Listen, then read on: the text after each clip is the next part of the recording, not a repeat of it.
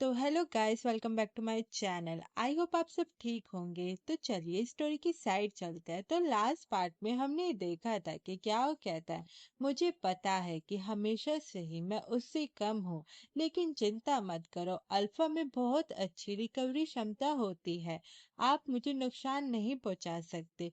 वो इतना ही कहता है कि तभी एन यांग उसे एक जोरदार पंच मारता है और सोचता है, हाँ, अल्फा की खुद को ठीक करने की कैपेबिलिटी बहुत मजबूत होती है। इस लड़ाई को झेलने के बाद भी कल तक घाव लगभग पूरी तरीके से भर जाएंगे तुम्हारे। ये बहुत ही झुंझुलाहट भरा है। भले ही मैंने इस शरीर के जेंडर को बहुत पहले ही स्वीकार कर लिया था, लेकिन ये सोचे बिना मैं नहीं रह सकता कि अगर मैं एक अल्फा होता तो फिर अभी मैं इसी सिचुएशन में नहीं होता। ये सोचकर वो कहता है, मुझे सच में समझ नहीं आ रहा है, आप लोग क्या सोच रहे हैं। तुम कहते हो कि तुम मुझसे बहुत प्यार करते हो, लेकिन तुम मुझे यहाँ पर कैद करके रखे हुए हो। क्या तुम्हारा प्यार थोड़ा अजीब नहीं है। क्या ये सब सुनकर कोई रिप्लाई नहीं करता।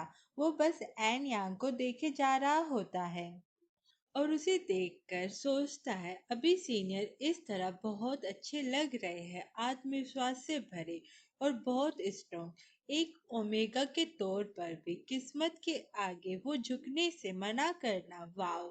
मौत सामने होने पर भी हुक्म मानने से मना करना, ये उनको और भी ज्यादा अट्रैक्टिव बनाता है। वो ये सब कुछ सोच ही रहा होता है कि तभी एनयांग कहता है, हे, तुम मुझे क्या देख रहे हो, मैं तुमसे कुछ पूछ रहा हूँ, मुझे जवाब दो। लेकिन क्या तो अभी भी एन यांग के बारे में ही सोचे जा रहा होता है कि एन यांग की ग्लैडन खराब हो गई है, इसलिए उसकी उम्र कम है। हम इतने बेरहम कैसे हो सकते हैं कि उसे धीरे धीरे मरते हुए देख सके। ये सोचकर वो उसका हाथ पकड़ के उसे अपनी साइड खींच लेता है और उसके ऊपर आकर कहता है, सीनियर आप लापरवाह थे। ये सुनकर एन यांग सोचता है, फेरोमोन की स्मेल, उफ, ये बहुत तेज है। ये सोचकर वो क्याओ को खुद से दूर करता है और वहां से चला जाता है। फिर सीन शिफ्ट होता है वॉशरूम पर, जहाँ पर एन यांग खुद को शांत करने के लिए पानी के नीचे होता है और सोचता है, धत तेरी की, मेरा दिल तेजी से धड़क रहा है। फेरोमोन के प्रति मेरे शरीर की सहनशीलता बढ़ती जा रही है, लेकिन अभी भी ठीक है। मैं अभी पूरी तरीके से हीट में नहीं हूँ, बस थोड़ी बेचैनी हो रही है। वो ये सब कुछ सोच ही रहा होता है कि तभी क्या यहाँ पर आ जाता है। वो नॉक नॉक करते हुए कहता है, सीनियर मुझे माफ करना, मुझे उम्मीद नहीं थी कि चीजें इस तरीके से बदल जाएगी। एनयांग कहता है, मैंने पहले की तरह ही स्प्रेड ले लिया है। क्या वो कहता है, मौजूदा हालत को देखते हुए ऐसा सिर्फ इसलिए हो सकता है क्योंकि तुम ज्यादा सेंसिटिव हो गए हो और धीरे धीरे ओमेगा जैसे बनते जा रहे हो। अगर ये सिर्फ फेरोमोन में उतार चढ़ाव है तो हान की कोई जरूरत नहीं है। मैं अकेली आपको शांत कर सकता हूँ, ट्रस्ट मी। मैं आपकी हेल्प कर सकता हूँ। सीनियर मुझे अंदर आने दीजिए प्लीज। ये सब सुनकर एनयांग कहता है, यहाँ से निकल जाओ, मुझे किसी की कोई जरूरत नहीं है, मैं खुद ही ठीक हो जाऊंगा। लेकिन क्या वो नहीं सुनता, वो अंदर आ जाता है और एनयांग की हालत देखकर सोचता है, यार इस टाइम मेरा दिमाग खाली है।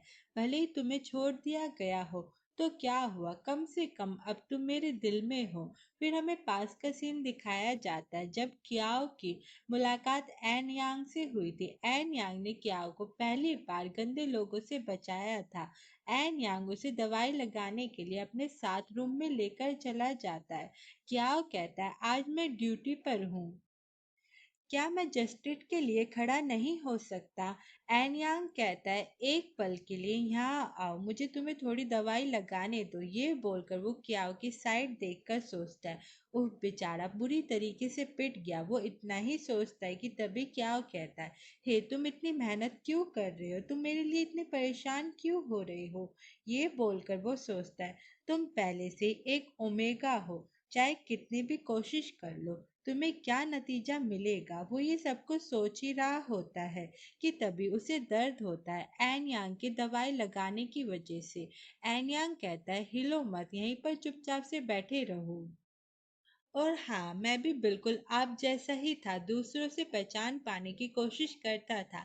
लेकिन वो सब अब पुरानी बातें हो गई है। अब मैं बस अपने लिए जीना चाहता हूँ।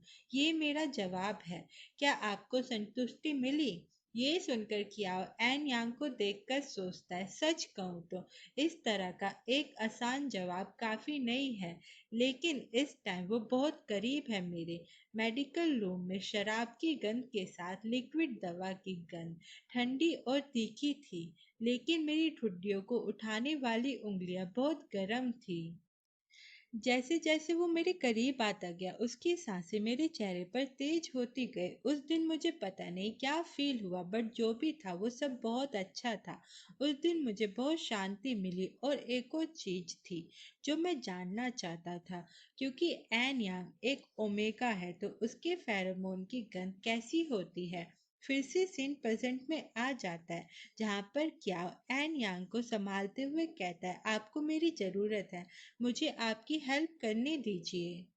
ये बोलकर वो उसे किस करने लग जाता है और सोचता है, मेरे सीनियर के फेरोमोन चंदन की खुशबू जैसे है, बहुत हल्की, बहुत ठंडी, बिल्कुल उस आदमी की तरह। लेकिन ग्लैडन नष्ट होने के बाद वो गंध गायब हो गई। अभी भी बस हल्की सी महक बाकी है, जो कि हीट के दौरान ही थोड़ी बहुत फील होती है। मुझे इस खुशबू के लिए और अपने सीनियर को मरने से बचाने के लिए उस हान के साथ होने का फैसला लेना पड़ा, क्योंकि मैं आपको खोना नहीं चाहता था, क्योंकि मैं नहीं चाहता कि तुम्हें कुछ भी हो। इसलिए मैं ये सब कर रहा हूँ। लेकिन कितना अच्छा होता अगर इसे सिर्फ मेरी जरूरत होती। मतलब कि काश बस मेरे फेरोमोन से ही तुम ठीक हो जाते, फिर हान की हमें कोई जरूरत ही नहीं होती। वो ये सब कुछ सोच ही रहा होता है कि तभी एन यांग क्याओ को दूर करते हुए कहता है, हे रुक जाओ। लेकिन क्याओ नहीं रुकता। वो उससे अभी भी किस किए जा रहा होता है और सोचता है, कोई और नहीं, सिर्फ मैं। बस मैं अकेला रहना चाहता हूँ आपके साथ। सीनियर, बिल्कुल इसी तरीके से जैसे मैं अभी आपके साथ हूँ। मैं अकेला ही काफी हूँ आपके लिए। ये सब सोचकर वो पीछे हट जाता है। उसके पीछे हटते ही एन यांग कहता है, तुम किस बात के लिए पागल हो रहे हो? क्या वो कहता है, क्या आप बेहतर फील कर रहे हैं? मेरा खून बहुत ही असरदायक है ना? ये सब सुनकर एन यांग सोचता है, किसी और चीज के बारे में बात ना करे, आपका शरीर असल में उतना हॉट नहीं है। वो ये सब कुछ सोच ही रहा होता है कि तभी क्याओ शावर बंद करके उसे अपनी गोदी में ले लेता है। उसे ऐसा करते देखकर एन यांग उसे देखने लग जाता है। क्या वो कहता है, डोंट वरी, शांत रहे, मैं वैसा कुछ भी नहीं करूंगा। ये सुनकर एन यांग सोचता है, आखिरकार ये आदमी क्या सोच रहा है। मुझे समझ नहीं आ रहा है कि वो अचानक कैसे लड़ने लगा और फिर ऐसा कुछ किया। क्या को हल करना पहले से भी ज्यादा मुश्किल क्यों हो गया है। फिर सीन शिफ्ट होता है रूम पर, जहाँ पर क्याओ कहता है, पहले अपने बाल सुखा लो, तुम्हारी सेहत बहुत ही कमजोर है और तुम्हारी इम्यूनी सिस्टम भी कमजोर है, तुम्हें आसानी से सर्दी जुकाम हो सकता है। ये सब सुनकर एन यांग क्याओ का हाथ पकड़ लेता है और कहता है, हान की तरह तुम जल्दीबाजी में फैसला लेने वाले इंसान नहीं हो। मुझे बताओ, तुम मेरे साथ ये सब असल में क्यों कर रहे हो? मुझे ये बहाना मत दो कि मैं नहीं चाहता कि तुम मरो। हम इतने भी करीबी नहीं हैं। ये सब सुनकर क्या उसका हाथ पकड़ता है और कहता है, क्या होगा अगर ये इसके लिए है? मैं मानता हूँ कि हमारे दूसरे लक्ष्य हैं, लेकिन सब कुछ एक ही नतीजे के लिए था। आप पिछले कुछ सालों में सच में बहुत थक गए हो, है ना? ये बोलकर वो उसके बाल ड्राई करते करते आगे कहता है, क्यों ना आप हम पर भरोसा करने की कोशिश करें, इससे आपके लिए चीजें साफ तौर पर बहुत आसान हो जाएगी। ये सुनकर एन यांग कहता है, ये बात तब कहना जब तुम मुझे बाहर निकलने दो। अभी ये कहना बिल्कुल ही घटिया लगेगा। ये बोलकर वो रुक जाता है और फिर कहता है, क्या आप पहले साफ तौर पर ऐसे नहीं थे? क्या वो कहता है, क्या तुम्हें अभी भी मैं पहले वाला याद हूँ? सीनियर, मैं भूल गया हूँ। अब मुझे बस लगता है कि तुम बहुत ज्यादा परेशान हो और मुझे तुम्हारी हेल्प करनी है। तो आज का एपिसोड यहीं पर खत्म होता है। तो आपको क्या लगता है गाइस, एन यांग से सच में कौन प्यार करता है, क्याओ या फिर हान? प्लीज कमेंट करके बताना। आई होप आपको ये वीडियो अच्छी लगी होगी। अगर लगी है तो प्लीज वीडियो को लाइक करना और चैनल को सब्सक्राइब करना।